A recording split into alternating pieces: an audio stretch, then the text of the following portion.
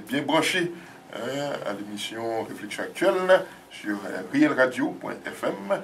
Et donc Patrick Auguste et Jean Cardonal avec vous ce soir. Nous sommes en ondes chaque jeudi de 18h30 à 19h30. Ça, c'est ça. Et comme promis, donc nous recevons maintenant l'entrepreneur Popo le Boy, qui est avec nous en studio. Donc ça fait plusieurs émissions qu'il est avec nous et puis qu'il nous aide à cheminer un petit peu comme ça vers cette nouvelle approche des affaires. Cette nouvelle approche, je peux dire, dans la prise de contrôle de sa propre vie et dans le monde moderne qu'il est en train de nous exposer. Donc aujourd'hui, on va découvrir ensemble les informations précieuses que Popo le Boy nous apporte. Alors, comment allez-vous d'abord? Très bien, merci. Très content d'être de retour à l'émission. Alors, aujourd'hui, je crois qu'on va entrer un petit peu plus en détail sur l'occasion d'affaires en tant que telle. On a parlé du contexte, on a parlé du système, de l'environnement, de la philosophie de vie, et puis on l'a vu lors des capsules précédentes. Je crois qu'aujourd'hui, on va aller un peu plus parler de technicalité, il me semble.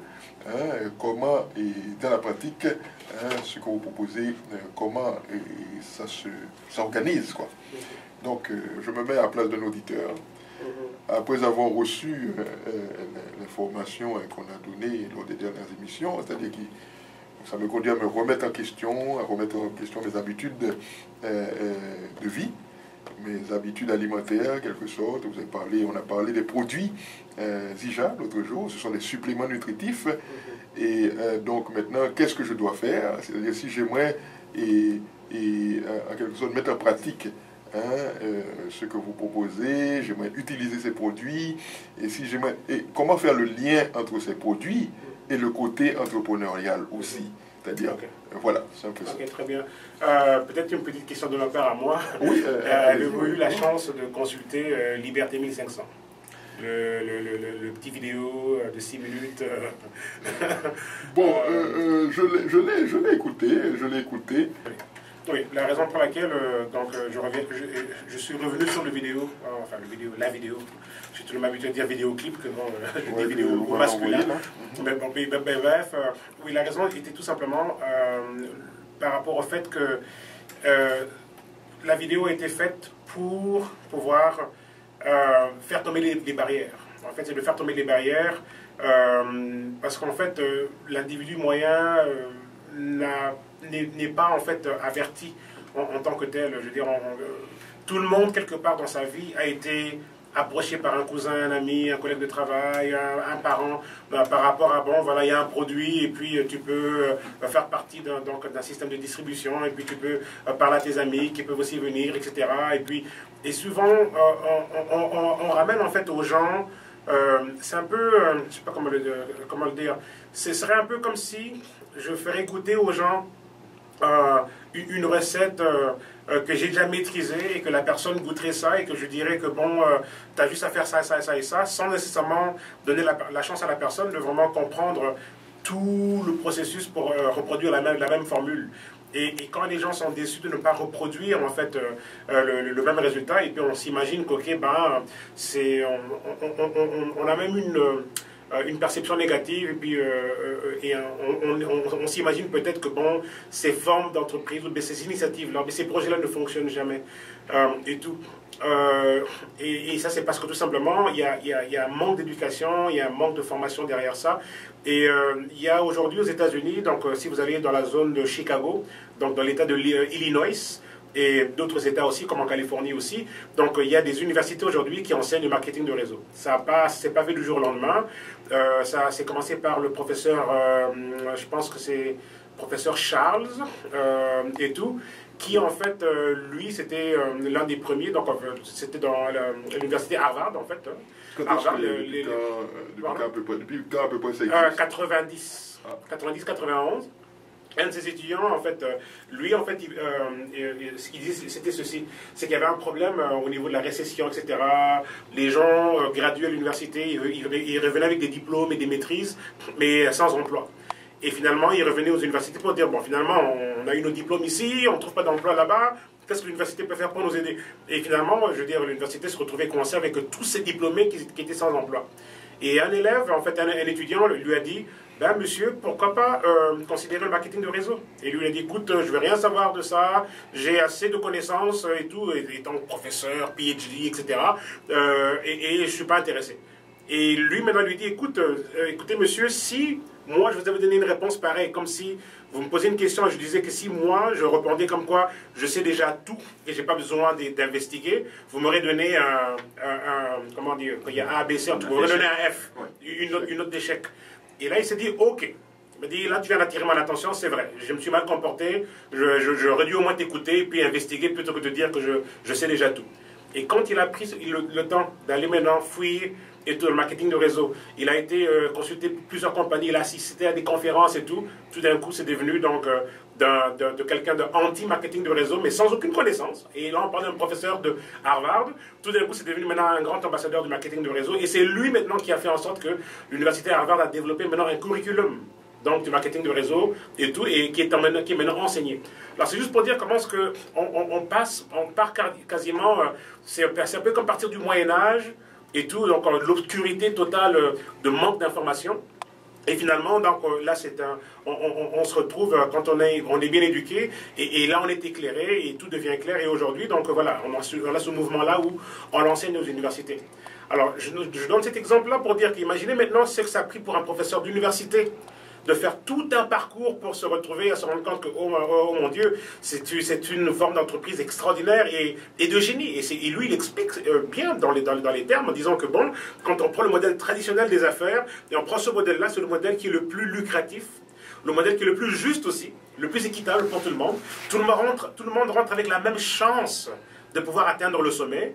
Tout le monde a en fait la même part à gagner, ce qui fait en sorte qu'on n'a pas les politiques corporatives de bon, le directeur s'assure que son poste est protégé, il veut toujours écraser les autres et tout. Il n'y a pas toutes ces politiques parce qu'en fait, tout le monde a besoin de tout le monde parce qu'en fait, on a la même part à gagner. Et tout. Et quand on a un peu cet objectif-là, automatiquement, quand les choses sont bien faites, c'est un système qui est voué donc, à la réussite. Et aujourd'hui, mais ça a pris un professeur d'université d'Harvard de faire toutes sortes de recherches. Mais imaginez un peu l'individu moyen qui est juste là, qui n'a pas tout ce bagage-là et tout, à qui on présente une opportunité. Ben, je veux dire, s'il est inspiré ou s'il comprend, ben, tant mieux. Ou si c'est quelqu'un qui avait un besoin, ben, tant mieux, il va se lancer là-dedans. Mais si c'est quelqu'un qui n'en sait pas trop et qui est peut-être à la même position que ce professeur d'université, mais lui, il va peut-être pas faire tout le parcours que le professeur d'université avait fait pour arriver à une conclusion que c'était un modèle d'affaires ingénieux.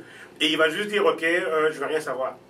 Donc, le petit vidéo de 6 minutes, enfin, la vidéo de 6 minutes qui a été faite. Que j'ai regardé à nouveau. Oui, c'est ça. C'était en fait pour ramener les gens donc à un raisonnement et faire un peu tomber les barrières. Où on présente, en fait, je présente dans le petit document, comment est-ce qu'en fait le système académique avait démarré. Quelles étaient les raisons du système académique et tout, et qu'est-ce qui fait qu'aujourd'hui, ben, les raisons derrière le système académique traditionnel étaient basées sur des besoins de l'économie d'une certaine époque aux États-Unis, et c'est le modèle qui a été dupliqué dans tout le reste de la planète, qui était basé sur le fait qu'on avait un manque de main-d'œuvre au début du siècle dernier, et que finalement, parce que les gens étaient tous entrepreneurs, et on avait des familles de cordonniers, de bouchers, de ceci, de cela, des fermiers et tout, et quand on avait besoin des gens des manufactures et tout, donc des grosses usines qui étaient en train de démarrer, ben, il fallait chercher ces gens-là où ben, il n'y en avait pas vraiment comme tel. Donc il fallait créer une relève. Et la relève, c'était quoi? C'est de rendre le système des écoles publiques, donc des États-Unis, donc obligatoire. Donc dorénavant, tout enfant doit aller à l'école. On n'a pas dit que l'objectif derrière, de mettre les enfants tous à l'école, était de pouvoir les structurer par rapport aux usines. Les bancs des écoles étaient structurés exactement comme dans les usines. Les postes de travail, etc. La discipline et tout, le fonctionnement. Et ce n'était pas un objectif de faire en fait une génération de génies, d'inventions, des gens qui allaient penser au-delà et nourrir l'humanité avec toutes sortes d'inventions et d'idées et tout. C'était vraiment de formater les employés. Donc, dans ce vidéo, il est très important parce qu'il peut ramener, il y a une dimension historique qui fait en sorte que ça fait un peu tomber les barrières parce que la plupart des gens croient en ce qu'ils croient et c'est parce que ça a été répété pendant des années et des années. Mais si on peut remettre un peu en question ce dont on croyait, ok, comme étant la vérité absolue, automatiquement, ben, on est plus ouvert maintenant aux nouvelles idées. On est plus ouvert à se dire, ok, ben, si l'objectif initial du système académique était de nous formater pour les usines uniquement et le monde du travail, et ça veut dire qu'on ne nous a pas tellement laissé le choix de devenir ce qu'on était censé être. On ne nous a pas donné le choix par rapport à est-ce que je vis la vie que j'étais censé vivre ou bien je vis la vie par rapport à un système. Et quand on commence à remettre... Un système qui n'existe plus, parce parce qu'on parle de société post-industrielle. Exactement. Du Nord, on n'est plus dans... Exactement, qui n'existe même plus. Mais si on peut ramener les gens à réfléchir et remettre ça en question, automatiquement, on est maintenant plus ouvert à accepter maintenant que peut-être que le marketing de réseau, c'est la solution du 21e siècle. Vous voyez un peu? Donc c'est là l'importance de cette vidéo. C'est vraiment de ramener les gens à pouvoir faire une réflexion, remettre les choses un peu en question, et là finalement on se rend compte, ok, peut-être qu'on a fermé la porte à ces formes d'entreprise ou initiatives et tout, et automatiquement on se rend compte que ok, peut-être que c'est là la porte de sortie, peut-être que c'est là la solution. Et donc c'est ça. Et c'est en fait le but de ma démarche à moi, c'est pas tellement de venir faire le vendeur ou de dire ok, ben voilà, et tout. C'est vraiment d'emmener les gens à se réveiller. Pour ceux qui veulent, évidemment. Tout le monde ne va pas se réveiller, mais c'est vraiment d'emmener les gens à se réveiller. Et quand on est capable de changer de lentille, et là on peut vraiment valoriser ce qu'on nous propose comme modèle d'affaires. Donc voilà un peu, c'est ça et tout. Et puis quand on peut faire ce travail-là, ça devient beaucoup plus facile de dire ok, ben, si on a compris ce qu'il en est, et comme là dans le petit documentaire, on explique aussi très bien l'économie dans laquelle on est aujourd'hui. On est dans une économie de connexion, de connectivité, de connecteurs, une économie basée sur les relations et basée sur les réseaux en tant que tels. Absolument, parce que si on prend par exemple le cas d'entreprises à succès maintenant, que tout le monde connaît, par exemple Facebook, on parle de Twitter et autres, c'est vraiment, on voit que le modèle d'affaires est basé sur la connectivité. Et quelque part, dans le processus, c'est-à-dire que de l'argent se génère, rien que parce que les gens se parlent, les gens échangent et tout ça, mais dans ce type d'entreprise-là, c'est-à-dire que les profits vont, en quelque sorte, ne sont pas vraiment partagés. Alors il me semblerait qu'avec votre approche, non seulement il y a la connectivité, mais il y a l'idée de partage aussi. C'est-à-dire que la richesse est redistribuée. C'est ça, ça fait partie inhérente de... Dans notre modèle à nous, c'est comme si je disais qu'on prend Facebook, Facebook garde l'exclusivité de Facebook. Et c'est comme si on disait que dans notre modèle à nous, ben, chaque personne devient un mini Facebook. Dans le sens qu'on forme tous le Facebook, on va dire global, mais chaque individu est son propre Facebook en miniature. Ça veut dire qu'il a accès à un réseau qui lui est rattaché à lui et qui est aussi la source d'une forme de revenu, parce que dans ce réseau-là, il y a un échange de produits et services par rapport je veux dire, aux individus et tout, et avec une compagnie qui offre en fait ce support-là et tout. Donc on connecte en fait dans ce genre d'économie, c'est une connectivité de personne à personne, d'entreprise à entreprise, d'entreprise à un produit ou bien d'un produit à une personne. Et dans notre modèle à nous, c'est tout simplement une connectivité d'un produit à une personne. Alors, comment est-ce que ces gens-là peuvent réussir à intégrer ces produits-là? Parce que sans l'influence, d'une part, comment est-ce qu'on peut vraiment faire valoir ces produits-là Alors, tu parles de quel genre d'influence? Bon, dans le sens que, quelqu'un comme moi qui n'a pas d'influence, ok? Alors, je suis un inconnu. Alors, si je veux que quelqu'un vienne visiter mon site pour vraiment voir le produit, pour être influencé à acheter ce produit-là, comment est-ce que je peux amener cette personne-là? Parce que c'est plus facile d'utiliser un Michael Jordan sur ton Facebook ou sur un profil pour dire que oui, Michael Jordan était là, il peut acheter. Alors, comment est-ce qu'on peut vraiment amener ces gens-là à venir vers nous? Il y a deux options. Il y a l'option Michael Jordan, comme vous dites, et tout, mais encore là, c'est un individu ici et là. Je veux dire, tout le monde n'est pas Michael Jordan. On prend Michael Jordan et à lui tout seul, il a un coefficient d'influence, on va dire, qui est planétaire. Oui. Mais la bonne nouvelle pour nous et tout, c'est que chaque individu a un coefficient d'influence dans son cercle. Donc en fait, chaque personne a un cercle d'influence. Et en réalité, pour que ce modèle réussisse, et c'est pour ça que le modèle il marche, c'est en fait une interconnectivité de cercle d'influence de chaque personne. C'est comme si, on va dire que dans votre cercle d'influence, il y a peut-être une vingtaine de personnes, peut-être qu'il y en a 30, peut-être qu'il y en a 40, peut-être qu'il y en a 1000. Je veux dire, il y a peut-être un cercle de 20 ou 50 ou 100 que vous connaissez, mais de ces 20 ou 50 ou 100, il y en a peut-être 1000 autres que vous ne connaissez même pas. C'est juste d'autres niveaux, d'autres échelons de relations. Alors, on essaie de cibler des gens qui peuvent aller chercher ou influencer d'autres. D'une certaine manière. Mais on a tous ce pouvoir naturel d'influence parce qu'on fait tous partie d'un cercle d'influence naturel. Et le vôtre peut avoir, on va dire, membres de la famille, amis, collègues de travail, collègues d'église, etc. Et ça peut paraître pour tout le monde. Donc tout le monde a un cercle d'influence. Et maintenant, si on utilise votre cercle d'influence avec des personnes clés, à qui vous allez passer l'information, il y a l'aspect crédibilité. Parce qu'on vous connaît. C'est comme quand vous dites, OK, ben, j'ai été acheter ce jeans dans ce magasin et tous les jeans sont de bonne qualité et puis les prix sont bons. Sûr et certain, le cousin ou l'ami, ah oui, ben, il ira acheter le même jeans dans le même magasin parce que tout simplement, je veux dire, la crédibilité vient de vous. Et c'est ça la puissance que vous avez. Et ça, Michael Jordan ne l'a même pas, cette puissance-là. Michael Jordan ne pourrait pas convaincre votre cousin comme vous pouvez le convaincre. Même s'il est Michael Jordan. Et c'est ça, en fait, qu'on a comme puissance dans ce modèle. Et cercle d'influence qu'on a naturellement, dont on n'est pas conscient. Alors, avec votre approche, vous apprenez aux gens à prendre conscience de ce cercle d'influence naturel. Très bon point. Et en plus, j'ai l'impression qu'avec votre programme de formation, vous apprenez à ceux qui en font partie à développer ce cercle d'influence aussi. Parce que je crois qu'il y a vous avez parlé de deuxième niveau, donc on peut parler de cercle d'influence indirect aussi. Indirect aussi. Donc il y a tout ça. Très bien dit, rendre les gens conscients, ça c'est très important. Et quand on en est conscient, donc évidemment on donne des formations, on sait comment exploiter ça. Et puis il y a d'autres niveaux aussi évidemment. Il y a toutes sortes de techniques et puis tout s'apprend en fait. En fait, si on est prêt à désapprendre tout ce qu'on a appris de la vie jusqu'au point où on en est et se donner la chance d'apprendre des nouvelles choses, ben on peut changer notre réalité du jour au lendemain. Et une question, bien que vous avez quand même, peut-être qu'on en a parlé un petit peu précédemment, mais j'aimerais que vous soyez, bon si possible, enfin qu'on insiste là-dessus. C'est-à-dire que les produits sont une valeur qui est apportée par l'entreprise Zija. Le réseau, enfin ceux qui font le business en quelque sorte, ils distribuent ces produits-là, Zija. Mais maintenant, comment est-ce que les profits relatifs à ces produits-là, est-ce que Zija n'en prend pas la plus grande partie? Est-ce que ceux qui font le business, enfin qui sont dans le réseau de distribution, est-ce qu'ils reçoivent leur juste part pour leur effort? Absolument, absolument. 50% de tout volume commissionnable va au distributeur.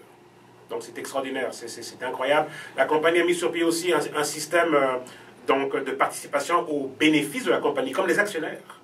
Donc il y a tout ça qui est possible. Donc c'est réellement un programme désigné sur la liberté financière, la création de richesse. C'est vraiment ça, de donner la chance à n'importe quel individu de s'associer. Parce qu'en réalité, c'est ça qui arrive. C'est que tout individu qui décide de faire partie du mouvement, en réalité, c'est un partenariat. En fait, on s'associe à une compagnie qui nous donne en fait la chance de se servir de son infrastructure. Parce qu'on n'a pas besoin, nous, d'aller chercher une usine en Chine ou en Thaïlande pour manufacturer nos produits et tout. La compagnie a déjà tout. Donc la compagnie dit, on a l'usine de manufacturation des produits, on a les centres de distribution, on a toute l'infrastructure, on a toute la technologie, on a tout. Donc vous, en fait, tout ce qu'on a besoin de vous, c'est quoi? Ce sont vos relations. Et tout. Donc, connectez-nous avec votre cercle d'influence où, justement, le produit, donc vous devenez l'agent maintenant, en fait, par rapport à valoriser ce que le produit peut apporter dans un certain marché et tout, et qui vient aussi avec cette opportunité financière. Et en fait, ce qui arrive, c'est que dans cette nouvelle formule d'entreprise, c'est qu'on enlève le grossiste, on enlève le distributeur, le gros distributeur, on enlève le magasin de détail. Et finalement, on part du manufacturier directement à l'individu. Il y a les courtiers qui interviennent dans cette chaîne de distribution qui font beaucoup d'argent, et juste avec des coups de téléphone, etc. Je veux dire, la chaîne de distribution traditionnelle. Je crois que vous enlevez... Nous, on enlève au moins 3 étapes du système traditionnel. Et en fait, le produit part de la manufacture du produit manufacturier directement, qui est Zidja dans ce cas ici. Zidja est le manufacturier et ça va directement à nous. Donc nous, en fait, l'individu, à la minute où vous placez une commande et qu'on vous donne votre portail virtuel, votre site web, qui devient un peu votre centre de distribution, ça devient votre magasin virtuel, en fait, tout est là. Vous êtes aussi comme un gros site en même temps. Imaginez-vous un peu si tout le monde, si ceux qui sont... je veux dire, familier avec Costco, ok? Vous allez chez Costco et tout, vous achetez en gros, vous avez des rabais, etc. Imaginez-vous un peu que Costco dise maintenant aux gens, toute personne à qui vous référez à Costco aussi pour qu'ils soient des membres qui viennent acheter, faire leurs courses pour la nourriture et tout, automatiquement on vous garantit un revenu résiduel pour le reste de votre vie, en autant que ces personnes-là fassent leurs courses régulièrement chez Costco. Vous êtes chez vous au lit à la maison et il y a donc un revenu résiduel qui vous est payé, une compensation qui va par rapport à ça. C'est aussi simple que ça en réalité. C'est ça le modèle. C'est juste. Et moi, en tout cas, votre approche, j'aimerais que pour que les gens comprennent mieux, parce que je commence à mieux comprendre à force de que vous veniez nous voir ici. Et quand je fais le parallèle, par exemple, avec l'exploitation des produits agricoles qui sont produits, par exemple, par les paysans dans les pays du Sud. Bon, moi, je suis impliqué dans des organismes, notamment le développement épais. Je suis bien conscient de ces réalités-là. Alors, vous voyez qu'à la source, le petit paysan ne reçoit presque rien. Et les profits, en fait, sont répartis à travers toute la chaîne de distribution, tous ceux qui interviennent, etc. Et les courtiers, les commerçants et autres.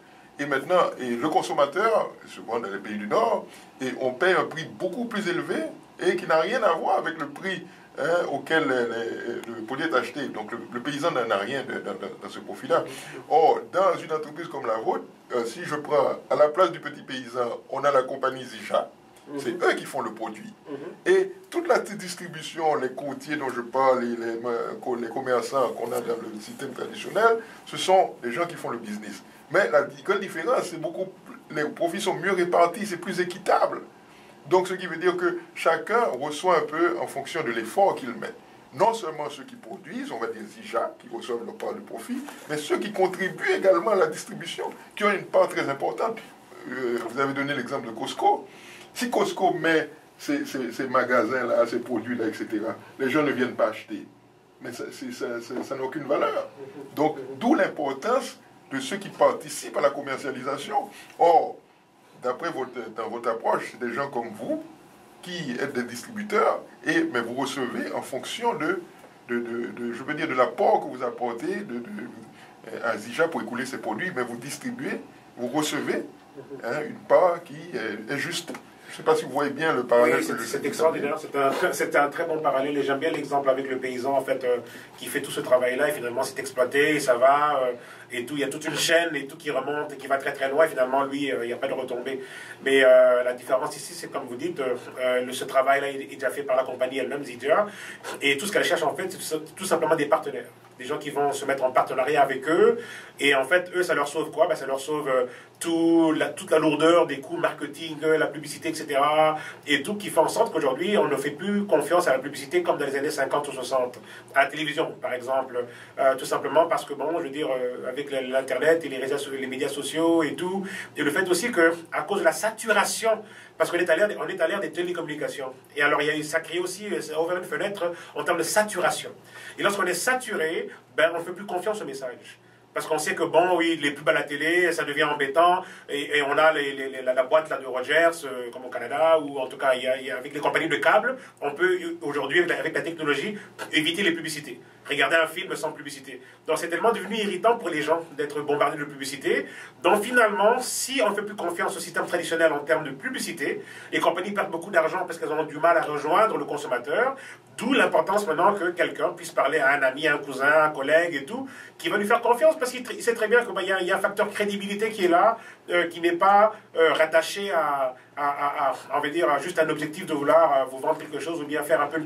On va dire, les gens souvent pensent que les publicités sont peut-être un peu trop mensongères parce qu'ils veulent juste vendre et tout. D'où l'importance maintenant de ramener les choses à un réseau où les personnes peuvent partager leurs expériences. En fait, dans ce modèle ici, on ne sait pas de la vente en tant que telle, c'est des partages d'expériences.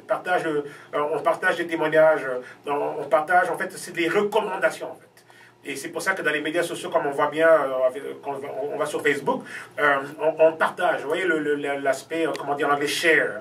Donc au XXIe siècle, c'est vraiment cet aspect-là qui fait tout le travail, de pouvoir partager une information, une opinion, et c'est ça. Et aujourd'hui, il y a des transferts de millions de dollars ou des milliards de dollars qui se transfèrent aujourd'hui, juste parce qu'on est derrière des causes, derrière des idées, derrière, je veux dire, et c'est ça.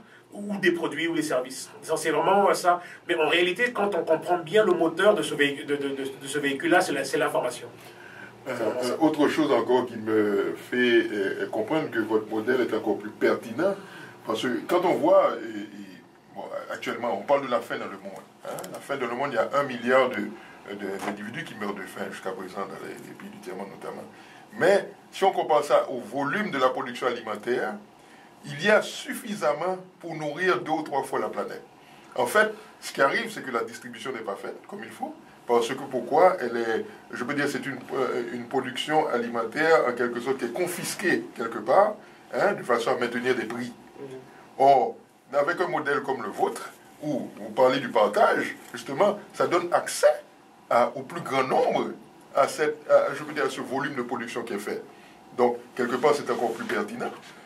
Beaucoup plus pertinent. Et dans notre cas, nous, on parle du Moringa oleifera, donc ce fameux arbre miracle. Parce que ce que je veux dire, c'est que l'abondance est là. Et souvent, le problème qui se pose dans le système traditionnel, c'est que la distribution qui n'est pas faite. Or, vous avez un mode de distribution basé sur les connectivités modernes, etc., le système moderne de distribution, qui permet de mettre je veux dire... Très vrai. On peut rejoindre... tout le monde a la chance d'avoir accès je veux dire, à l'abondance, je veux dire, enfin à l'offre.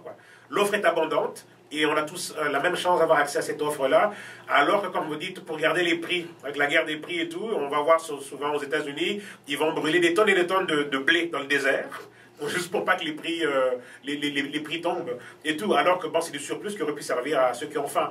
Mais dans ce modèle ici, ben, l'abondance ou le surplus de l'offre est disponible pour tout le monde.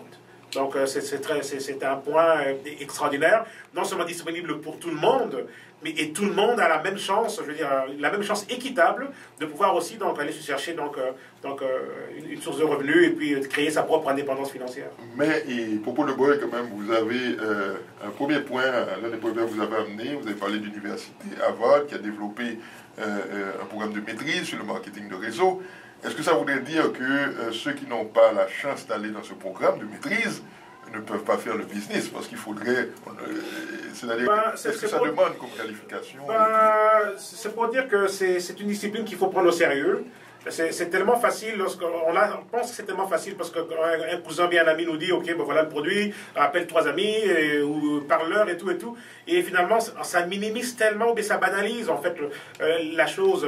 Mais c'est pour dire qu'en réalité, il y a tout un cours, je veux dire, il y a tout un programme à l'université, et que si on se rend compte de la grandeur de ce modèle-là, ben ça prend justement aussi un diplôme à l'université pour le maîtriser.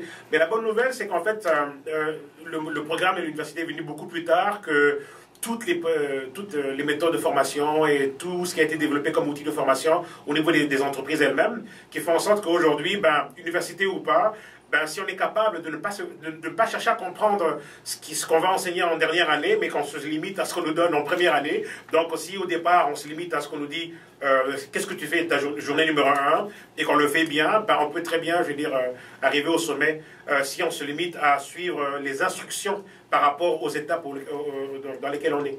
Donc si on peut faire étape numéro 1 bien comme il faut, ben, on passe à l'étape numéro 2.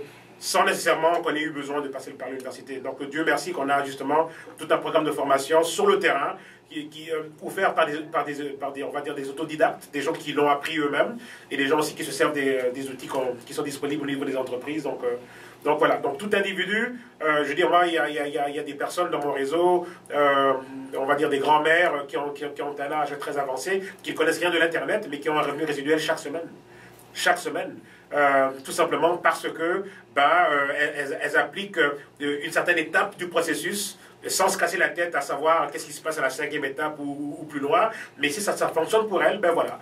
et d'autres qui parlent ni anglais ni français et tout, mais qui ont un revenu résiduel chaque semaine, parce que justement, l'important, c'est pas la langue ou comme telle, ou bien la connaissance des ordinateurs, c'est de comprendre, en fait, les relations. En fait, c'est la relation qui va créer, en fait, je veux dire, le revenu et tout le reste. Ouais, moi, je trouve ça très édifiant. Je ne sais pas, Jean Cardonal, est-ce que tu as un autre point, une autre question pour Paul Boy, parce qu'on va conclure l'émission dans quelques instants. Alors, on s'est permis de prolonger un peu cette fois. Je crois qu'il a à peu près touché à tous les points que j'avais en tête. Mais une idée que je voulais mentionner. Qu'est-ce qui empêche quelqu'un à vouloir s'arrêter après avoir commencé Oui, je profite avant que Paul Boy réponde, parce que Paul Boy, vous nous avez bien décrit le potentiel et le côté, je peux dire, optimiste, pertinent et tout ça. Bon, c'est très clair, mais ça demande quand même un effort à la base. Et je crois que dans toute œuvre humaine, il y a quand même un effort à faire.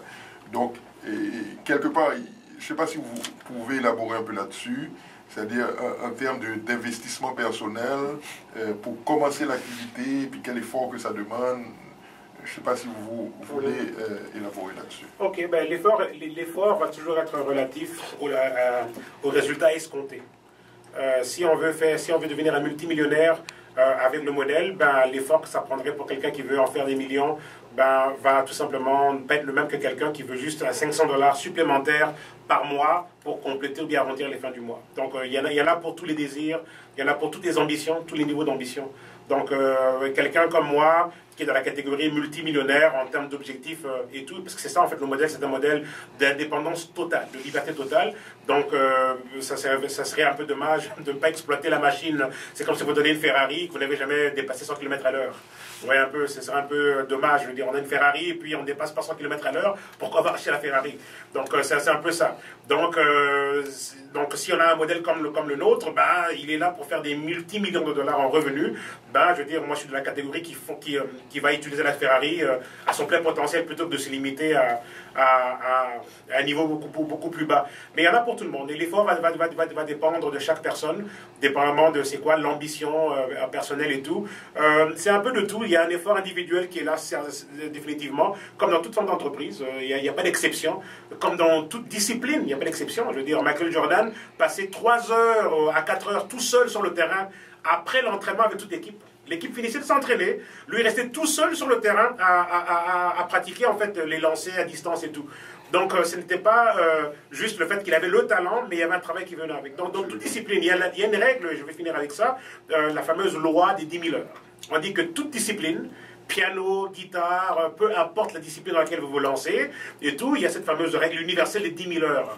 Tant qu'on n'a pas donné 10 000 heures, qu'on n'a pas investi personnellement 10 000 heures dans sa discipline et tout, donc on ne pourra jamais vraiment en faire une seconde nature à nous, en nous une seconde nature, et on ne pourra vraiment jamais atteindre le sommet par rapport à cette discipline-là. Donc c'est une règle universelle, 10 000 heures. Donc posez-vous la question, peu importe, que ce soit le marketing de réseau, que ce soit la sculpture, ou peu importe, le patinage artistique, ou je ne sais pas c'est quoi que vous faites dans votre vie, ok, la règle est la même, 10 000 heures, en moyenne. Donc, si on investit ce temps-là, justement, on atteint justement ce niveau de maîtrise, et puis où les choses finissent par se faire toutes seules, quoi. Il y a un aspect encore lié à cette même question-là. Bon, Jean Cardonal a parlé de persévérer. Hein, tu dis comment faire pour ne pas abandonner, persévérer. Et je ne sais pas si, parce qu'on n'a pas parlé encore, et vous n'avez pas abordé. On peut peut-être le faire maintenant, on va se permettre de déborder encore sur notre temps et ce soir, et si vous êtes disponible, parce que pour commencer, pour se joindre à ce marketing de réseau à l'entreprise, pour devenir partenariat, il y a un investissement à faire, financier.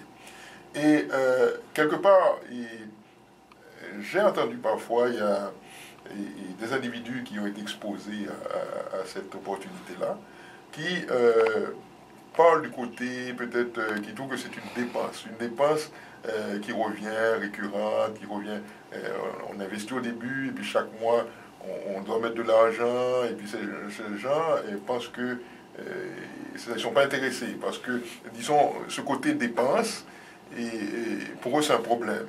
Je ne sais pas si vous pouvez expliquer davantage, peut-être qu'il faut faire la différence entre le côté dépenses et investissement. Je ne sais pas si vous pouvez clarifier pour nous cet aspect-là. Oui, absolument. Ben, toute forme entrepreneuriale a un coût d'opération.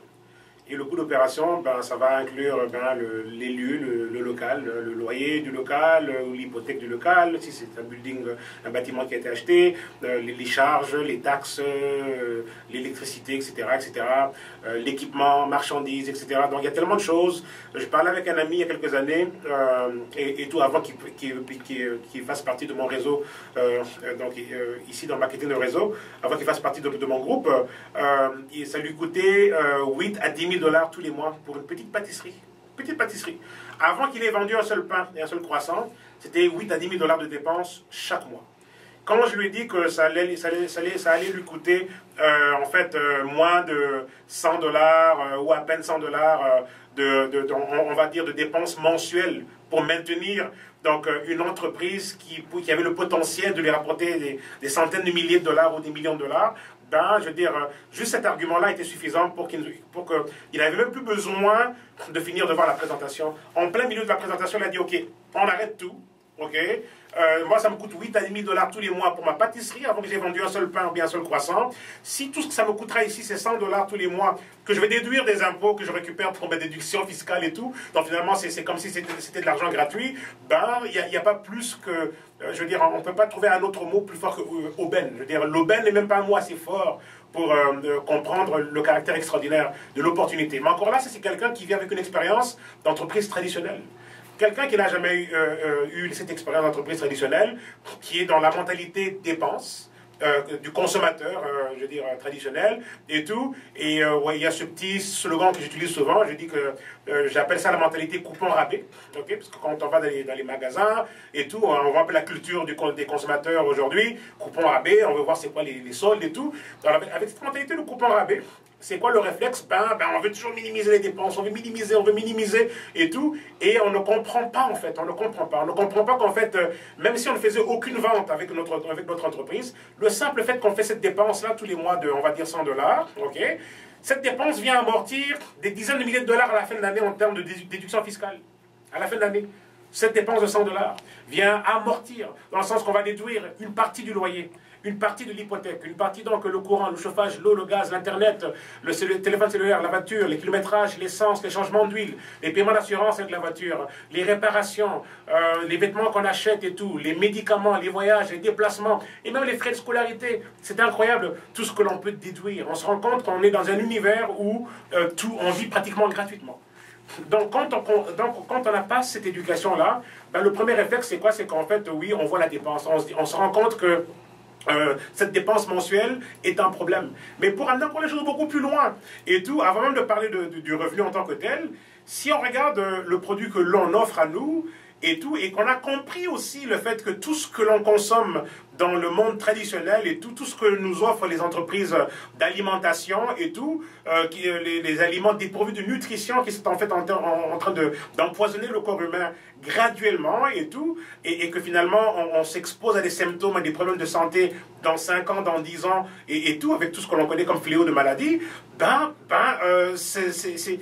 serait du suicide de ne pas considérer un seul carton de ce super mix de moringa qui devient un complément alimentaire tout simplement, et on doit l'inclure dans notre budget alimentaire. Autant qu'on achète des épinards ou légumes ou fruits, on devrait considérer au moins aussi cette portion-là qui vient en fait garantir la santé future, présente et future. Donc si on regarde l'aspect santé et qu'on comprend, ça serait dommage de ne même pas inclure là, parce qu'en réalité, quand on regarde ce que ça coûte aux gens, par exemple, on regarde Tim Hortons ou Starbucks, les gens qui prennent du café ou toutes sortes de produits qui sont offerts là, c'est 6 à 7 $ tous les jours au Canada. Donc pour en fait du café, je veux dire, en moyenne. Et nous, on propose quelque chose qui est en dessous de, je veux dire, c'est à peine 3 $ par jour de dépenses amorties de façon quotidienne. Alors, qui va garantir non seulement une santé présente et future, mais en plus de ça, qui amortit l'aspect fiscal, qui fait en sorte que tout d'un coup, on a un plus gros remboursement d'impôts. Et en plus de ça, si on a ce désir ou cette ambition qui est un peu plus grande, et tout, on fait le minimum pour aller chercher, en plus de ça, un revenu qui peut remplacer le revenu actuel de l'emploi. ou carrément le surpasser et puis nous permettre d'avoir une liberté financière. Donc voilà. Oui, je pense que c'est très clair. Moi, je ne sais pas si c'est très clair. Et je comprends que votre opportunité, en fait, à travers l'individu soi-même, c'est lui qui est l'entreprise. Alors, quand on parle de dépenses, souvent, on parle d'un investissement, je veux dire, on dépense dans son entreprise, on dépense dans soi. Tu vois, et au fur et à mesure qu'on le fait, en fait, ça permet de produire davantage, mais encore, c'est l'individu qui produit, et en quelque sorte, il reçoit le retour. C'est formidable. Exactement. C'est ça, donc c'est une entreprise, bon, on n'est pas habitué, je veux dire, c'est pas le cas traditionnel, on a un local avec, vous avez donné l'exemple, le parallèle, le loyer et autres, on n'a pas dans ce type d'entreprise-là. En fait, c'est une entreprise virtuelle qui est basée sur la connectivité. Hein, on parle, vous utilisez beaucoup les outils sur Internet, etc. La communication et les individus, les relations. En fait, on investit dans soi-même, on investit dans ses relations, et c'est comme ça que ça permet de générer, je veux dire, du profit. Ouais, c'est extraordinaire. Et il a aussi souligné une barrière qui est toujours très, très, très importante pour n'importe qui, l'aspect économique ou financier, lorsqu'on doit investir davantage pour lancer une entreprise. Alors les gens peuvent se voir être découragés ou dire que ça prend trop d'argent, mais là tu viens d'éclaircir davantage et dire que ça coûte très peu. Alors les gens peuvent investir davantage leur temps à vouloir... Non, mais absolument, parce que moi je comprends très bien ce que nous dit Popolo Boy, parce que je suis dans une expérience dans une entreprise traditionnelle, ça fait 1 an et demi, et ce que ça me coûte en termes pour l'entretien, le loyer, le nettoyage, les machines, etc., c'est les yeux de la tête. Et finalement, c'est très difficile d'arriver à joindre les deux bouts. Alors là, on parle d'une entreprise virtuelle, on investit dans soi, et vous avez fait le parallèle, les sommes sont vraiment nettement inférieures, mais ça permet de générer, on ne s'en rend pas compte, mais ça permet de générer.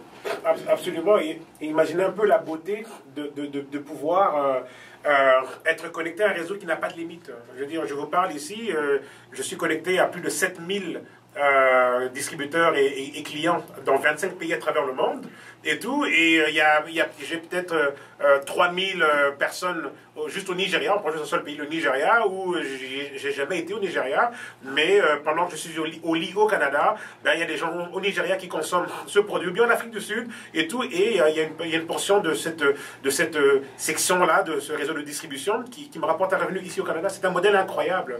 Et là, par exemple, imaginez un peu, donc l'un des prochains pays qui va rejoindre le réseau de Zidja au niveau mondial, c'est Haïti, et tout. Et juste pour vous dire, imaginez un peu toute une nation qui vient se rajouter à votre réseau à vous. Et je n'ai pas encore été en Haïti, j'aurais peut-être la chance de voyager parce que tu dois y aller un jour. On m'avait demandé l'un des distributeurs, en fait, mon partenaire qui fait les efforts pour ouvrir ça en Haïti, me disait qu'en fait il voulait que j'y aille et tout. Ben, j'irai définitivement, on ira supporter l'ouverture là-bas, et puis j'avais dit à condition qu'on est dans les zones bord de l'eau, au bord de l'eau et tout, et j'avais justement exigé aussi qu'on puisse m'apporter des crevettes géantes. Donc ils m'ont dit pas de problème, on t'organise des crevettes géantes et tout. Donc en fait voilà. Et là voilà, imaginez-vous un peu tout un pays qui vient se rajouter à votre réseau, à vous. Et moi juste donc je vais avoir en fait tout le réseau d'Haïti qui va se rajouter donc à mon réseau, mais grâce à qui? Une seule personne. Une seule personne dans mon équipe est responsable d'une porte ouverte qui va ramener des dizaines, des milliers de personnes qui vont se rajouter à ce flux. C'est extraordinaire. Ouais. Comme pour le Nigeria, c'est une seule personne dans mon réseau, une personne, qui a été la porte d'entrée pour plus de 3000 personnes et qui grandissent davantage, je veux dire, de jour en jour. C'est ça la beauté de ce modèle. C'est un modèle incroyable quand on voit la puissance. J'ai rencontré des gens comme Fred Holmes, qui est un vétéran de Zidja. Fred Holmes, je l'ai rencontré au début de cette année, 2014. Au mois de janvier, j'étais à San Diego, dans une retraite pour les exécutifs niveau diamant. Donc, quelqu'un comme dans mon cas à moi. On nous a emmenés dans une retraite payée par la compagnie. On nous a traités comme des rois et tout. Et lors de ce voyage-là, j'ai rencontré Fred Holmes. Et ça fait 4 ans que ce monsieur, qui a 65 ans, je pense, et tout, a arrêté de faire Zidja. 4 ans. Qu'il a arrêté de faire Zidja. Okay, ça fait 4 ans qu'il ne fait plus rien. Ah, ok. Et il était là lors du voyage et tout, donc du Diamond Club. Et il me dit, voilà, ça fait 4 ans que j'ai arrêté, mais je lui demandais, ok, ben, dis-moi un peu, t'en es où et tout et tout. Il me dit, non, mon revenu annuel est encore de 600 à 700 000 $ par année. Quelqu'un qui a arrêté il y a 4 ans, vous voyez un peu. Et ça, c'est quoi? C'est le résiduel, c'est tout le réseau. Même si lui, il n'est plus actif comme tel, il passe 6 mois en Californie et 6 mois à Hawaï et tout. Mais voilà, justement, le système, il continue. Donc, c'est ça, en fait, la beauté de ce système, quand les choses arrivent à ce niveau-là. Et mesdames et messieurs, ce que Popo le Boy ne dit pas, et moi je me doute de ça, par contre, c'est qu'il y a, au-delà de la richesse financière et autres, il y a une richesse humaine qui se développe à travers ça. Une richesse au niveau de la gestion de soi, la gestion des autres, la gestion des relations, la capacité de communication. Je suis certain, Popo le Boy, que quand vous avez commencé cette activité, vous n'étiez pas aussi à l'aise dans les communications. On vous entend là, vous êtes très à l'aise, vous êtes très habile. Je suis sûr que vous avez développé ces aptitudes-là à travers... C'est une université extraordinaire. C'est impayable. Je veux dire, ce que l'on a comme... ce qu'on va emmagasiner comme connaissance, ça peut valoir des centaines de PhD. Je veux dire, les informations, ce qu'on apprend, c'est incroyable. En effet, je veux dire, j'ai eu la chance d'être encadré par les meilleurs des meilleurs de cette industrie et tous des gens, donc des légendes comme telles. Et c'est ça la chance que l'on a. On côtoie des gens qui nous apportent des connaissances extraordinaires et tout ce que l'on reçoit comme formation, comme encadrement et tout, comme je dis, ça vaut plus, ça vaut des doctorats, des doctorats, des doctorats. Et ça, on nous le donne gratuitement. Gratuitement, juste pour qu'on puisse avoir la chance d'évoluer. Ça, et puis ça fait partie inhérente hein, de l'entreprise même. Absolument. Donc il y a le côté développement personnel qui n'a pas de prix. Au-delà de l'argent, comme vous dites, il y a le côté développement personnel qui n'a pas de prix. Et c'est ça l'une des plus grandes valeurs. C'est ça. Donc, bon, toute bonne chose a une fin. Hein, toute bonne chose a une fin. Donc, on est obligé de mettre un terme à cette émission passionnante de ce jeudi 9 octobre. Donc, en attendant la semaine prochaine, donc, je vous invite à visiter le www.liberté1500.com. Donc, je répète encore, www.liberté1500.com. Donc, à très bientôt. C'est ça, Jean Cardona, je n'étais pas là la semaine dernière, tu n'as pas pu avoir le beau petit cadeau hein, que Popo le Boy m'a offert, les absents tort, tu n'étais pas là. Donc, c'est ça. Donc, au revoir. Et puis, donc, comme je parlais du pape tout à l'heure, on va se quitter avec une chanson évangélique. Donc, ça va être Constance, je lève les yeux. Au revoir.